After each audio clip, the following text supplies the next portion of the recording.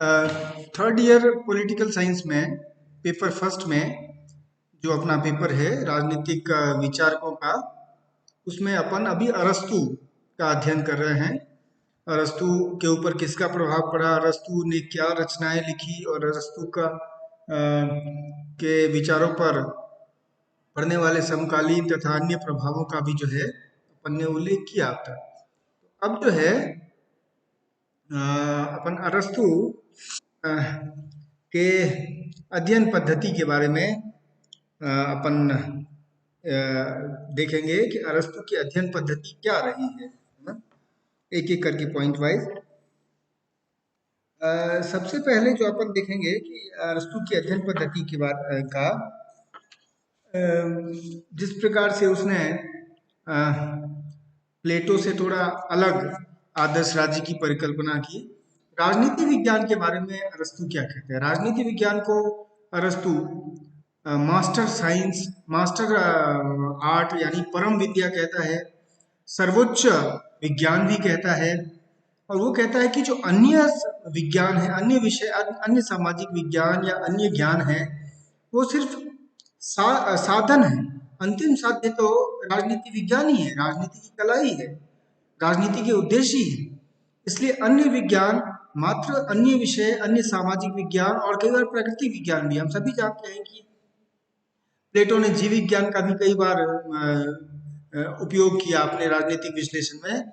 तो अन्य विज्ञान जो है वो कुल मिलाकर साधन के रूप में है इस अंतिम परम ज्ञान को प्राप्त करने के लिए। इसी संदर्भ में उसने अपने उसकी अध्ययन पद्धति का उल्लेख कर सकते हैं प्लेटो और अरस्तु के ऊपर। फॉस्टर और बार्कर, ये दो प्रमुख हैं जिन्होंने इसके बारे में बहुत विस्तार से लिखा है। और अरस्तु की शैली जो है वो जैसे प्लेटो ने पूरी की पूरी अपनी रचनाएं संवाद शैली में की है, इसी तरह जो अरस्तु की प्रारंभिक रचनाएं हैं वो संवाद शैली में ही थी।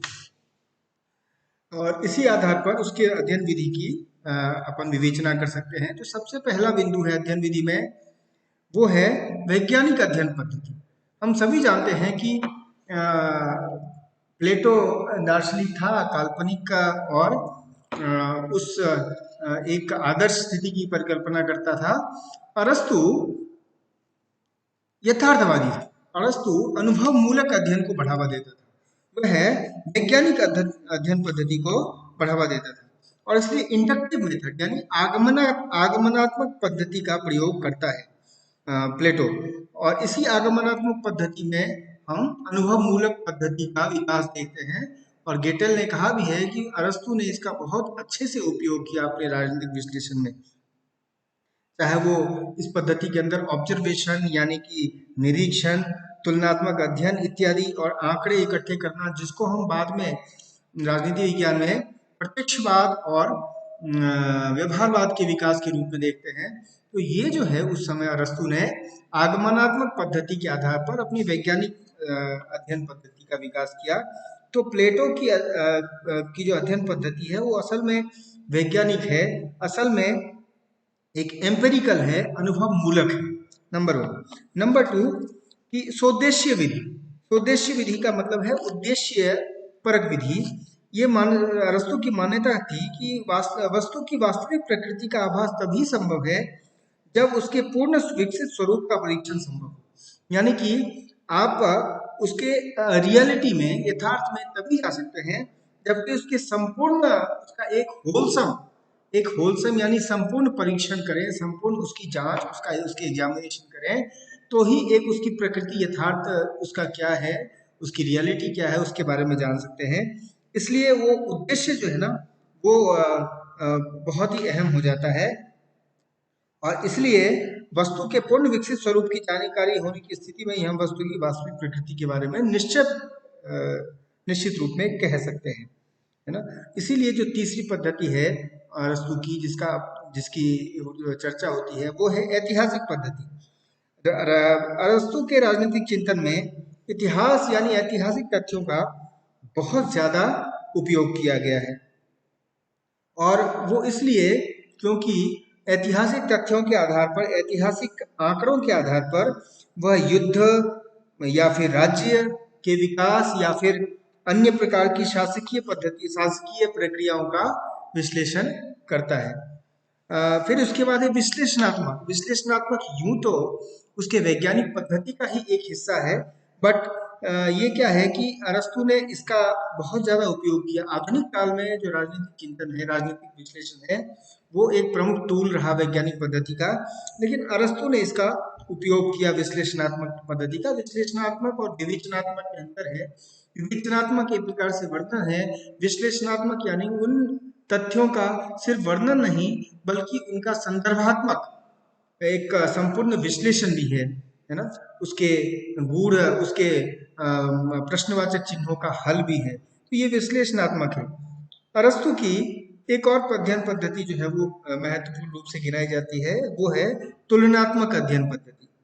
हम सभी जानते हैं कि अरस्तु ने अपने पॉलिटी की जो रचना की, उससे पहले उसने लगभग 158 समकालीन यूनान के संविधानों का एक तुलनात्मक अध्ययन किया था, और उसके बाद श्रेष्ठ क्या हो, बेस्ट क्या हो, उसके बारे में उसने रखा था। जैसे राज्य के बारे में बहुत सारे चीजों का अध्ययन करने के बाद उसने एक आदर्श जनसंख्या 10,000 की तय की थी। उस समय नगर राज्य छोटे ही थे उस हिसाब से।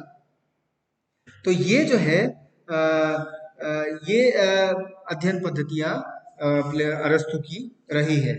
अब अरस्तु जो है इसके इस अध्ययन पद्धतियों के आधार पर अरस्तु ने किस प्रकार से अपने इन पद्धतियों का राजनीति विज्ञान में उपयोग किया, उसमें हम देख सकते हैं कि उसने स्थूल से सूक्ष्म की ओर बढ़ना शुरू किया, यानी कि सामान्य से विशिष्टताओं की ओर बढ़ना शुरू किया और तदनुसार अध्ययन किया। राजनीति विज्ञान को एक प्रकार से सर्वोच्च और स्वतंत्र दर्जा प्रदान किया। उससे पहले, अरस्तु से पहले, प्लेटो के समय तक राजनीति विज्ञान एक सामान्य दर्शन का ही हिस्सा माना जाता था। दर्शन जो था वो सर्वोच्च था। अरस्तु ने उसको, राजनीति विज्ञान को, दर्शन के क्षेत्र से थोड़ा सा थोड़ी ऑटोनॉमी दी, स्वायत्तता दिलाई। यथार्थवादी विचारक था, इसलिए वो यथार्थ में रहता था। इसलिए प्लेटो के आइडियल स्टेट, आदर्श राज्य को उसने कहा कि ये इसको प्राप्त नहीं किया जा सकता, तो क्या होना चाहिए, तो सेकेंड बेस्ट स्टेट, यानी अरस्तु ने अपने एक आदर्श राज्य की परिकल्पना की जो अधिक यथार्थवादी थी। एक बहुत इंपॉर्टेंट चीज है कि उसने राज्य के क्रमबद्ध अध्ययन का शुरू किया। अध्ययन राज्य के विभिन्न पहलुओं का, जैसे उसके संविधान, उसकी उत्पत्ति, उसके नागरिकता का। हम देखते हैं कि नागरिकता के बारे में भी उसके अरस्तु के विस्तृत विकसित विचार है, क्योंकि उसने नागरिक और दासों में भी भेद किया, दास प्रथा का भी समर्थन किया। फिर उसके बाद जो है वो क्रांति है ना, क्रांति के बारे में अरस्तु के अपने अलग विचार है क्रांति के बारे में। बाद में बैरिंगटन मूर और क्रेन ब्रिंटन ने एक अलग पर्सपेक्टिव क्रांति के लिए दिया, लेकिन जो मूल क्रांति का विचार, क्रांति के विभिन्न पहलुओं का अध्ययन, वो अरस्तु ने किया था। तो वो इस तरह से राज्य के विविध पहलुओं का अध्ययन करता है। संविधानों का वर्गीकरण मैंने बताया कि संविधानों का वर्गीकरण करता है, और उसने तुलनात्मक अध्ययन किया संविधानों का, और उस आधार पर उसने वर्गीकरण किया। नागरिकता की व्याख्या की, नागरिकता किसको मिलनी चाहिए, किसको नहीं मिलनी चाहिए, नागरिक के कर्तव्य क्या क्या है, नागरिक कर्तव्य क्या है। फिर एक सबसे इम्पोर्टेंट चीज, और उसने विधि की सर्वोच्चता, जिस रूल ऑफ लॉ की हम आज लोकतंत्र में बात करते हैं, वो विधि की सर्वोच्चता भी अरस्तु के उसी विश्लेषणात्मक अध्ययन पद्धति का हिस्सा था, जिसके आधार पर राज्य का उसने विश्लेषण किया। संविधान जो है वो सर्वोच्च हो, विधि का शासन स्थापित हो, कानून की श्रेष्ठता हो, इसके बारे में अरस्तु, इसलिए अरस्तु इन्हीं सब चीजों के कारण जो अरस्तु को एक प्रकार से राजनीति विज्ञान का जो जनक कहा जाता है, वो इनके कारण से। फिर शासन का वर्गीकरण किया, शासन को 3 अंगों में विभाजित किया। बहुत इंपॉर्टेंट है, देखना 1 नंबर के प्रश्न में आता भी कई बार, और बड़े प्रश्न में भी इसको लिखना होगा कि शासन प्रणाली का वर्गीकरण किया उसने 3 शुद्ध या सामान्य और 3 विकृत या परवर्टेड फॉर्म की चर्चा की। सबसे पहले एक व्यक्ति का शासन, संख्या के आधार पर एक व्यक्ति का शासन जो है वो सामान्य या शुद्ध रूप जो है वो राजतंत्र है, और जब वो विकृत हो जाता है, भ्रष्ट हो जाता है, तो वो बन जाता है टेरनी यानी निशंस तंत्र या निरंकुश तंत्र। जब कुछ लोगों का शासन हो और शुद्ध उसका स्वरूप हो तो उसको कहते हैं अभिजात्य तंत्र यानी अरिस्टोक्रेसी। और उसका जो विकृत रूप हो जाता है कुछ लोगों का शासन, जिसको उसने ओलिगार्की यानी गुटतंत्र कहा। और बहुत सारे लोगों का शासन जब सामान्य रूप में होता है, शुद्ध रूप में, तो उसको उसने पॉलिटी यानी राजनीति कहा। और उसी का विकृत रूप, ध्यान रहे कि बहुत सारे लोगों का उसके शासन का जो विकृत रूप है उसको उसने डेमोक्रेसी कहा, लोकतंत्र कहा। तो डेमोक्रेसी उसके हिसाब से एक विकृत रूप है, एक परवर्टेड फॉर्म है। तो शासन का वर्गीकरण किया और इसके अतिरिक्त राजनीतिक व्यवस्था पर जो अन्य भौगोलिक और आर्थिक कारकों का प्रभाव पड़ता है उसको भी उसने अपने विश्लेषण में शामिल किया।